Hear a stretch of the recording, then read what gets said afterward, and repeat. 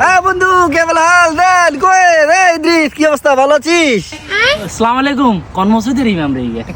আরে আমরা তারে কাজ রে। আরবি কয়। আরে আনা আনা আনা তারে কানা মাফি চিনস না তুই? মাফি চিনস না আমারে? আনা আরে আমি তারেক, তোর বন্ধু।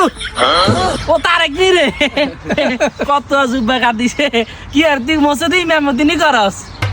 আরে না বেটা, আমি বেটা দুবাইতে বেটা বড় বিজনেসম্যান, বেটা দুবাইতে বিশাল কাজ কারবার, বেটা দুবাই থেকে ছুটিতে আইছি বন্ধু, ছুটিতে।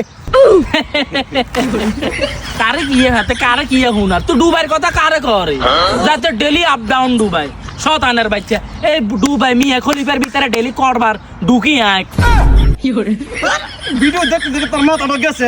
মিয়া খলিফা না, বুর্জ খলিফা। ও একখান হইবে, এত কথা কস কিনলে। দূর বেটা, তোর বেটা খারাপ খারাপ হইলো নি, আগের মতো রইছে। দূর ফাউল বেটা।